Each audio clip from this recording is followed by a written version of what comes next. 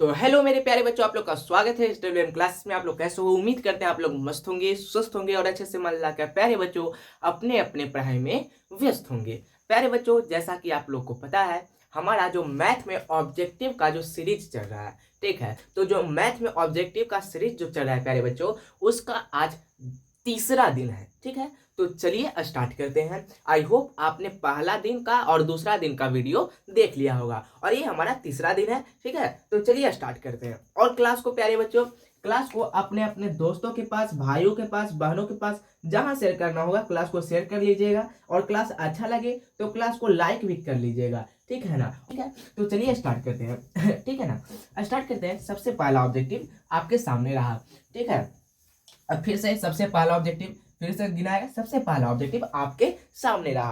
कह रहा है प्यारे बच्चों यहाँ पर कि बताइए निम्न में कौन परिमेय संख्या है। सबसे पहला ऑब्जेक्टिव यही है। निम्न में कौन परिमेय संख्या है। निम्न में कौन परिमेय संख्या है।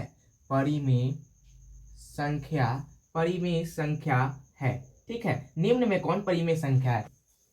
तो निम्न में कौन परिमेय संख्या है। ऑप्शन नंबर यहाँ पर दिया गया है प्यारे बच्चों। ऑप्शन नंबर यहाँ पर दिया गया है ए में। ऑप्शन नंबर ए में दिया गया है 2 - √3। ऑप्शन नंबर बी में यहाँ पर दिया गया है बाबू। ऑप्शन नंबर बी में यहाँ पर दिया गया है √5। √5। ऑप्शन नंबर सी में दिया गया है बाबू यहाँ पर 2/√3/3। 2/√3 और ऑप्शन नंबर डी में यहाँ पर दिया गया बाबू √6। तो अब हमको ये बताओ बाबू, निम्न में से कौन परिमेय संख्या है। क्या आपको परिमेय संख्या पहचानने नहीं आता है? अवश्य सर, हमें परिमेय संख्या पहचानने आता है। कौन परिमेय है, कौन अपरिमेय है। तो देखो बाबू, हमको ये बताओ कौन परिमेय और कौन अपरिमेय है, इनसे बताओ। तो देखिए सर, यहाँ पर कह रहा है निम्न में कौन परिमेय संख्या, यही कह रहा है। तो ऑप्शन नंबर ए में देख रहे हैं 2 - √3, ये परिमेय संख्या कभी भी नहीं हो सकता है सर। क्यों? क्योंकि देखिए सर, 2 तो परिमेय संख्या है। क्या √3 परिमेय संख्या है? नहीं सर, √3 परिमेय संख्या नहीं है। ऑप्शन बी देखते हैं √5, क्या ये परिमेय संख्या है? नहीं। परिमेय संख्या क्या कहता है, वो रूट में नहीं रहे। अगर रूट में रहेगा भी तो वो तो प्यारे बच्चों, रूट में रहने के बाद उसका जो वर्गमूल है, उसका वर्गमूल निकलना चाहिए। तो इसका वर्गमूल कभी भी नहीं निकलेगा, बी भी नहीं होगा। ऑप्शन नंबर सी देखते हैं 2 √3/√3। तो देखो यहाँ पर देखो बाबू, √3 से √3 खत्म होगा कि नहीं?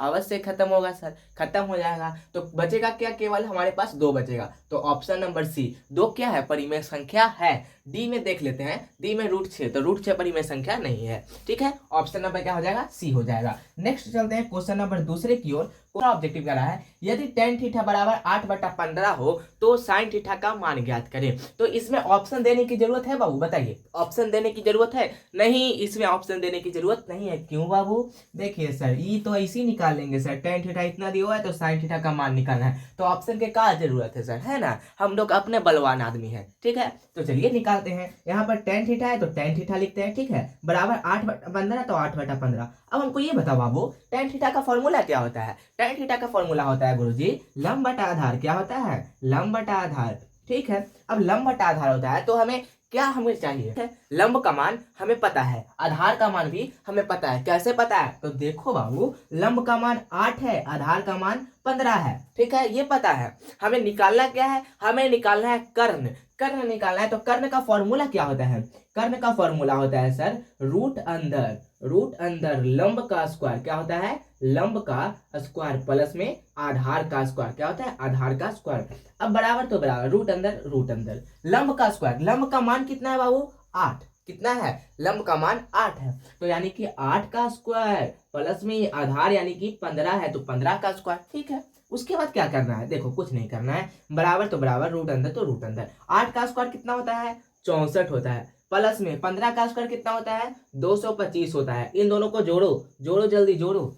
अब देखो जोड़ो, 5 4 कितना होता है? 9, ठीक है। 6 2 कितना होगा? 8। अब 2 यहाँ पर बच गया तो 2 यहाँ पर बच गया। अब हमको ये बताओ 289 का वर्गमूल कितना होगा?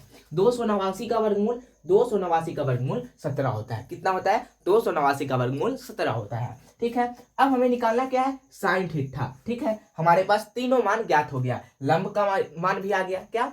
लंब का मान भी आ गया, आधार का मान भी आ गया, कर्ण का मान भी आ गया। अब हमें साइन थीटा निकालना है, तो साइन थीटा। अब हमको ये बताओ कौन साइन थीटा का फॉर्मूला याद करके आया हुआ है? सर साइन थीटा का फॉर्मूला ये होता है लंब बटा कर्ण, यही होता है ना, लंब बटा कर्ण। तो यहाँ पर लिखेंगे लंब बटा लंब, तो लंब बटा में क्या होगा कर्ण, लंब बटा कर्ण। अब लंब का मान कितना है गुरुजी? लंब का मान यहाँ पर 8 है, तो 8 तो 8, कर्ण का मान कितना है बाबू 17, तो 8 बटा 17, ये हो जाएगा हमारा आंसर। क्या हो जाएगा आंसर? ठीक है, नेक्स्ट हटा दें, बताइए हटाएं बाबू, हटाएं? ठीक है, हटाते हैं इसको। अब क्वेश्चन नंबर तीसरे की ओर चलते हैं। क्वेश्चन नंबर यहाँ पर प्यारे बच्चों, क्वेश्चन नंबर तीसरा कह रहा है कि एक्स अक्ष, क्या कह रहा है यहाँ पर क्वेश्चन नंबर तीसरा यहाँ पर कह रहा है कि x बराबर -5 का आलेख कैसी सरल रेखा होगी। अब x बराबर -5 का आलेख क्या हुआ, x अक्ष के समांतर होगी, ऑप्शन नंबर ए में दिया गया है। क्या हुआ, y अक्ष के समांतर होगी, ऑप्शन नंबर बी में दिया गया है। ऑप्शन नंबर सी में यहाँ पर दिया हुआ है कि क्या हुआ, मूल बिंदु से जाती हुई होगी, या फिर ऑप्शन नंबर डी यहाँ पर दिया गया है, इनमें से कोई नहीं। तो चलिए बनाते हैं, चलो ये है और ये है, ठीक है, ये हमारा x अक्ष और ये हमारा y अक्ष, x डैश y डैश, ठीक है। x बराबर कितना है -5 दिया गया है, -5, तो मान लेते हैं x बराबर -5, एक यहाँ पर 1 2 3 4 5 ये हो गया, ठीक है। फिर यहाँ पर -1 -2 -3 -4 -5 यहाँ पर लिख दिए। फिर यहाँ पर 1 2 3 4 5, फिर यहाँ पर लिख दिए -1 -2 -3, बस ऐसे ही रह दो, ठीक है, -4। अब क्या कर रहा है, x बराबर -5 का आलेख कैसी सरल रेखा है। तो x बराबर -5 कहाँ पे दिख रहा है, यहाँ पर दिख रहा है। सर इसको हल्का सा हम बढ़ा देते हैं, ठीक है, इसको यहाँ पर, अब यहाँ पर दिख रहा है, तो यहाँ से डायरेक्ट एक आलेख खींच दो, यहाँ से एक आलेख खींच दो। तो अब हमको ये बताओ यह किसके समांतर जा रही है। सर x बराबर -5 का जो आलेख है वह y अक्ष के समांतर जा रही है कि नहीं, हाँ y अक्ष के समांतर। तो ऑप्शन नंबर क्या हो जाएगा, बी हो जाएगा, ऑप्शन नंबर बी हो जाएगा। सर कोई दिक्कत कोई परेशानी अगर नहीं तो कमेंट बॉक्स में नो सर लिखे कि नहीं सर हमें समझ में आ गया, पता चल गया, ठीक है। नेक्स्ट चलते हैं। तो क्वेश्चन नंबर चौथा यहाँ पर देखिए, क्वेश्चन नंबर चौथा करा है 2 cos स्क्वायर 60 डिग्री का मान क्या होगा।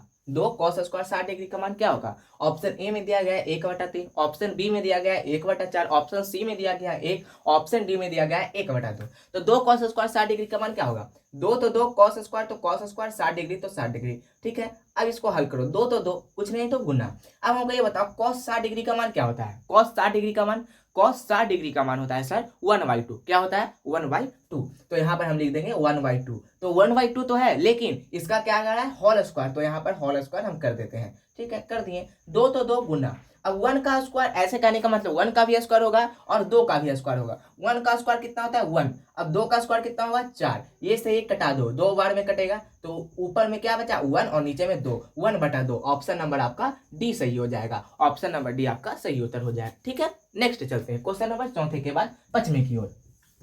क्वेश्चन नंबर यहाँ पर 5वां कर रहा है बाबू, क्वेश्चन नंबर 5वां देखिएगा, कर रहा है निम्न में कौन मूल बिंदु के नियामक है। अब मूल बिंदु का नियामक क्या होता है, इतना हल्का ऑब्जेक्टिव क्वेश्चन सर। हमें पता है कि मूल बिंदु का जो नियामक होता है, वो क्या होता है 0,0। तो यहाँ पर खोज दो 0,0 और मार दो 0,0, ठीक है। तो ऑप्शन नंबर क्या हो जाएगा, बी हो जाएगा। नेक्स्ट चलते हैं क्वेश्चन नंबर 6 की ओर। यहाँ पर अब देखिए, यहाँ पर कह रहा है question number 6, 1 + tan square theta. 1 + tan square theta बराबर क्या होता है। तो आपने एक फॉर्मूला पढ़ा होगा बाबू, 1 + tan स्क्वायर थीटा, यहाँ पर फॉर्मूला पढ़ा होगा sec square theta minus tan square theta बराबर क्या होता है 1 होता है, ठीक है, 1 होता है। तो सेक स्क्वायर थीटा बराबर क्या होता है 1 प्लस में tan square theta. 1 + tan square theta क्यों हुआ सर, क्योंकि देखिए ये माइनस में था तो उस तरफ गया एक के तरफ, तो ये प्लस में हो गया, ठीक है। अब प्लस में हो गया, तो अब हमको ये बताओ क्या 1 + tan square theta sec square theta के बराबर है कि नहीं। हाँ सर है। क्या sec square theta 1 + tan square theta के बराबर है कि नहीं। हाँ सर है। तो यहाँ पर पूछ क्या रहा है 1 + tan स्क्वायर थीटा बराबर क्या होगा। तो क्या बाबू हम वन प्लस क्या हम 1 + tan² थीटा बराबर sec² थीटा लिख सकते हैं कि नहीं? हाँ सर लिख सकते हैं। तो ऑप्शन नंबर देखिए कहाँ दिया गया है sec² थीटा, तो ऑप्शन नंबर ए आपका सही उत्तर हो जाएगा, 6 का ए होगा। ठीक है, नेक्स्ट चलते हैं क्वेश्चन नंबर 7वें की ओर। अब देख सकते हैं प्यारे बच्चों आपके सामने आ गया क्वेश्चन नंबर 7वां। क्वेश्चन नंबर 7वां कह रहा है कि बताइए 1 + 2 + 3 + ... +n बराबर है, ये किसके बराबर है? इसका फॉर्मूला पूछ रहा है। ठीक है, तो यहाँ पर देखिए प्यारे बच्चों ये पूरा क्या है? ये पूरा प्राकृत संख्या है, वैसी संख्या जो 1 से शुरू हो। ठीक है, तो इसका फॉर्मूला क्या होता है? आपने पढ़ा होगा, इसका जो फॉर्मूला होता है n × n + 1/2 होता है। तो ऑप्शन नंबर क्या हो जाएगा? सी हो जाएगा क्वेश्चन नंबर 7 का। क्वेश्चन नंबर 7 का ऑप्शन नंबर सी हो जाएगा। ठीक है, नेक्स्ट चलते हैं क्वेश्चन नंबर 8 की ओर। क्वेश्चन नंबर यहाँ पर 8वां कह रहा है, क्वेश्चन नंबर 8वां पढ़िएगा। कह रहा है कि 2 लगातार संख्याओं का मसा होगा। 2 लगातार संख्याओं का मसा कितना होगा? तो 2 लगातार संख्याओं का मसा चलिए देखते हैं। अगर हम 1 और 2 का मसा निकालते हैं तो क्या होगा? 2 बार में लगेगा, यहाँ पर 2 से 2 खत्म, तो इसका मसा क्या होगा? 1 होगा। अगर हम 2 और 3 में मसा निकालते हैं तो क्या होगा? 2 और 3, 2 और 3, तो देखिए यहाँ पर फिर से लगाइए, 2 यहाँ पर एक बार में लग गया, 2 तो 2। ठीक है, फिर यहाँ पर 3 में से 2 गया तो 1, यहाँ पर 2 है तो 2। एक का पारा में 2 कितना बार में आता है? 2 बार में आता है, तो यहाँ पर 2 लिख देंगे, 2 तो 2, 2 से 2 खत्म, तो इसका भी मसा क्या होगा? 1 आएगा। तो यानी कि 2 लगातार संख्याओं का मसा कितना होगा? 2 लगातार संख्याओं का मसा 1 होगा। क्या होगा? 1 होगा। ऑप्शन नंबर बी हो गया। ठीक है, नेक्स्ट चलते हैं। क्वेश्चन नंबर यहाँ पे कह रहा है बाबू 9वां। क्वेश्चन नंबर 9वां यहाँ पे कह रहा है कि tan 30 degree, sin 30 degree, cot 60 degree और cosec 30 डिग्री इसका मान पूछ रहा है। तो चलिए हल करते हैं। अब हमको ये बताओ बाबू tan 30 का मान कितना होता है? tan 30 का मान होता है सर 1/√3। गुना तो गुना, यहाँ पर इंटू का मतलब पॉइंट का मतलब गुना हो गया। ठीक है, अब sin 30 का मान कितना होता है? sin 30 का मान होता है सर 1/2। ठीक है, गुना तो गुना।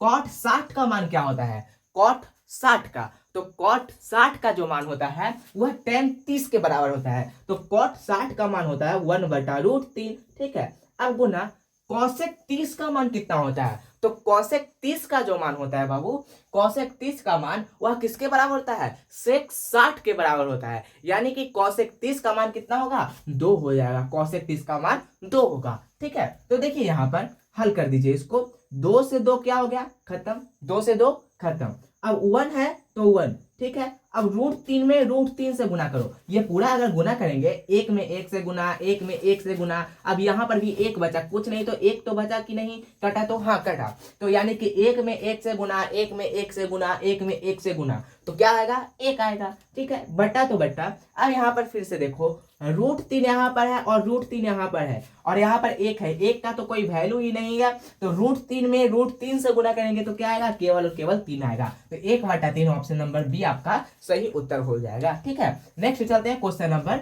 10 में की ओर और ये लास्ट क्वेश्चन है। देखते हैं क्वेश्चन नंबर 10वां कौन कौन सही कर पाता है।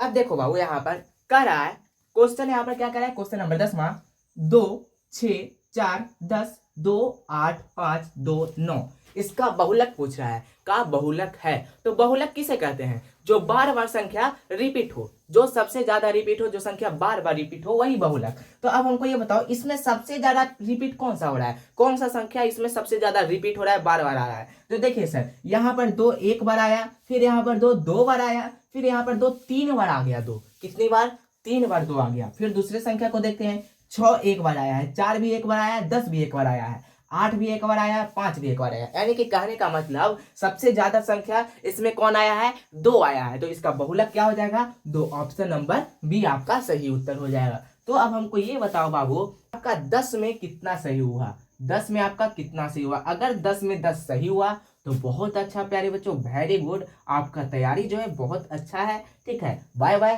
तब तक के लिए मिलते हैं अगली क्लास में। हंसते रहिए, पढ़ते रहिए और मुस्कुराते रहिए।